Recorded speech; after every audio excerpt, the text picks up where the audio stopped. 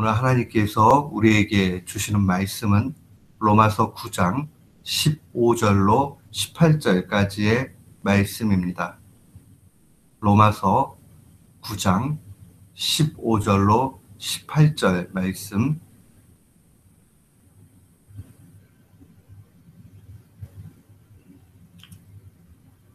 우리 같은 마음으로 15절부터 18절 말씀 봉독토록 합니다. 모세에게 이르시되 내가 긍휼히 여길 자를 긍휼히 여기고 불쌍히 여길 자를 불쌍히 여기리라 하셨으니 그런즉 원하는 자로 말미암음도 아니요 다른 박질하는 자로 말미암음도 아니요 오직 긍휼히 여기시는 하나님으로부터 말미암음이니라. 성경이 바로에게 이르시되 내가 이 일을 위하여 너를 세웠으니 곧 너로 말미암아 내 능력을 보이고 내 이름이 온 땅에 전파되게 하려 함이로다 하셨으니 그런즉 하나님께서 하시고자 하시는 자를 긍휼히 여기고 하시고자 하시는 자를 강팍해 하시느니라. 아멘. 저는 오늘 본문 말씀을 통해서 구원은 하나님의 긍휼에 근거한다 라는 제목으로 주의 말씀을 선포하도록 하겠습니다. 우리 신앙생활 하면서 이러한 이야기를 많이 합니다. 모든 것이 하나님의 뜻 가운데 있다. 신학적으로 이야기하면 하나님의 주권을 인정하는 거죠. 그러니까 아무리 인간이 아둥바둥하고 해도 결국은 하나님의 주권 가운데 있다는 겁니다. 이 하나님의 주권을 인정하는 삶은 크게 두 가지의 그런 내용을 가지고 있습니다. 첫 번째 우리가 기억해야 되는 것은 모든 일은 하나님의 계획, 한마디로 이야기하면 뜻 가운데 나타난다는 겁니다. 신자에게 있어서요, 우연이란 결코 없습니다. 하나님의 뜻과 계획 가운데 나타나기 때문에 우연이 아니고 그것은 바로 필연이다. 이렇게 볼 수 있습니다. 그렇지만 이 필연의 오직 판단 기준은 하나님의 선하신 뜻이라는 것을 기억해야 됩니다. 오늘 본문 말씀 15절 16절에 보면 하나님께서 모세에게 친히 말씀하시기를 내가 긍휼히 여길 자를 긍휼히 여기고 불쌍히 여길 자를 불쌍히 여긴다 라고 말씀하시면서 오직 긍휼히 여기시는 하나님으로부터 모든 것이 나온다라고 그렇게 증거합니다. 우리는 이 본문 말씀을 통해서 긍휼히 여길 자를 긍휼히 또 불쌍히 여길 자를 불쌍히 여기는 것은 우리의 눈, 우리의 판단이 아니라 하나님께 있다라는 그 사실을 분명히 기억해야 됩니다. 하나님의 뜻 가운데 이루어지는데 그 하나님의 뜻이라는 것은 결국 우리의 판단이 아니라 하나님의 판단이다 하는 것을 기억해야 됩니다. 또한 하나님의 주권을 인정한다 라고 이야기할 때 기억해야 되는 것은 그의 계획과 선택은 언제나 선하고 옳고 확실하다는 겁니다. 자칫 잘못하면 이것을 놓쳐버릴 수 있어요. 하나님의 선택은 야 그게 어떻게 선일 수 있어 라고 얘기하는 것까지도 우리가 다 이해하지 못할 뿐이지 하나님께는 선이라는 사실을 기억해야 됩니다. 예를 들어서 2살짜리 아이가 이 과일 칼을 가지고 노려고 합니다. 아이는 찡찡거리고 울면서 부모님에게 그걸 달라고 얘기하겠지요. 부모님 주지 않아요. 다치니까. 그럴 때 아이는 단순하게 판단할 거예요. 엄마가, 아빠가 내가 요구하는 것 안 줬다. 요구하는 거 안 줬는데 어떻게 그게 좋은 거고 선이야 라는 생각을 할 수 있지요. 우리도 마치 이와 유사합니다. 하나님 내가 좋은 뜻으로 사용하려고 그래요. 내가 이걸 원해요. 이렇게 좋은 의도 속에서 원한다고 얘기했는데 하나님이 그것을 거절하실 수 있습니다. 이때에 하나님 내가 좋은데 사용하겠다고 하는데 왜 안 줘요? 라고 우리는 그렇게 불평할 수 있어요. 그러나 그 불평이 하나님 앞에 정당할 수 없다는 겁니다. 그렇기 때문에 하나님의 주권을 이야기할 때는 언제나 하나님의 긍휼, 그 사랑에 근거한다는 사실을 기억해야 됩니다. 이 하나님께서 긍휼히 여길 자, 불쌍히 여길 자, 이 기준을 세우시는 분이 하나님이라는 것을 놓치지 말아야 됩니다. 그의 계획과 선택은 언제나 옳습니다. 그리고 언제나 확실하고 그 다음에 선하다 하는 것을 기억해야 됩니다. 근데 오늘 본문의 15절은 좀 다른 형태로 기록된 것을 보게 됩니다. 보통 긍휼히 여길 자를 긍휼히 여기고 그 다음에 나와야 되는 문장은 미워할 자를 미워하고 뭐 이렇게 나올 수 있어요.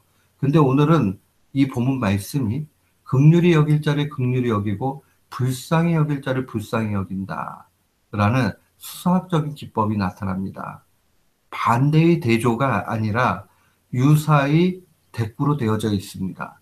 뭐 긍휼히 여기는 거나 불쌍히 여기는 거나 유사하지요. 근데 왜 이런 표현을 쓰느냐? 결국 그 모든 것은 하나님께서 전체적으로 다 큰 그림 안에서 유익을 주기 위해서 그러한 뜻을 행하신다는 겁니다.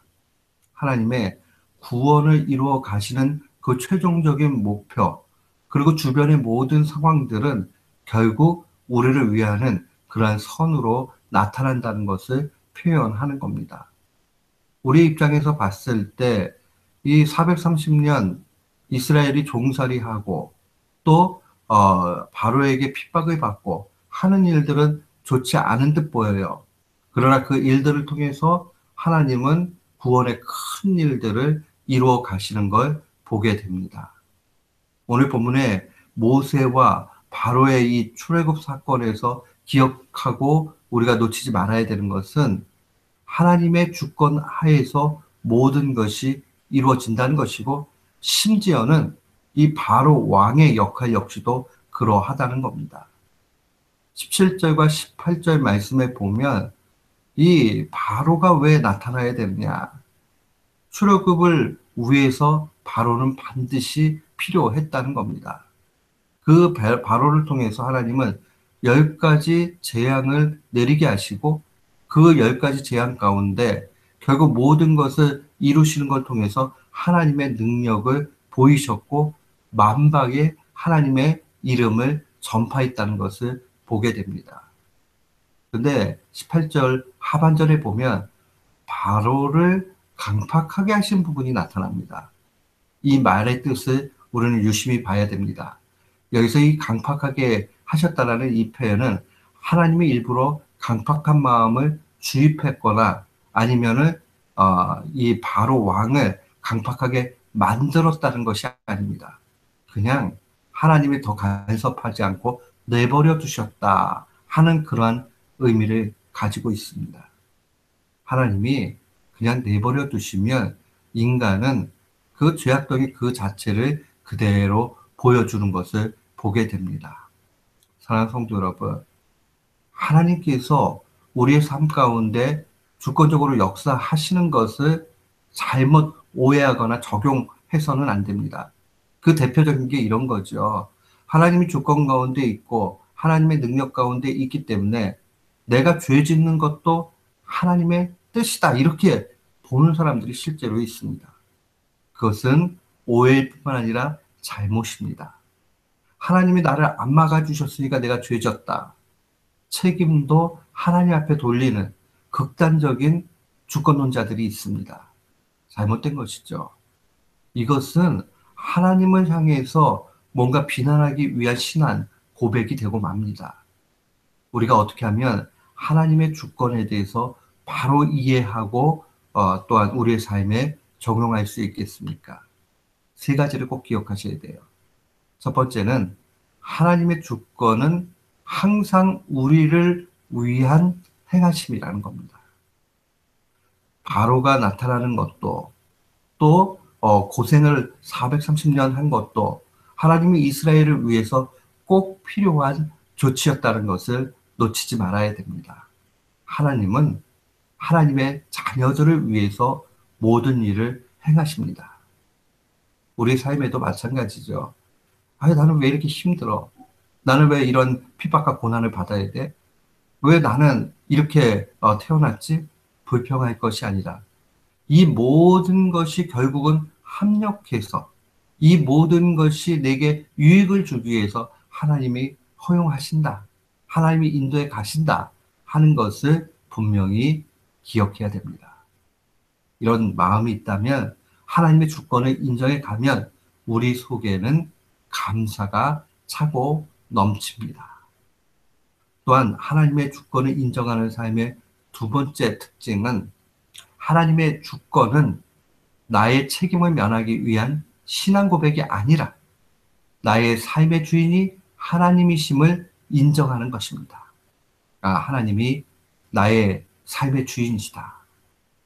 그러니까 내 뜻대로 사는 게 아니라 아버지 하나님의 뜻대로 사는 신앙 결단이 나타납니다. 그러니까 하나님의 주권을 인정하는 신자의 마땅한 도리가 되지요. 하나님의 뜻 가운데 나오니까 내 마음대로 사는 것 아니야.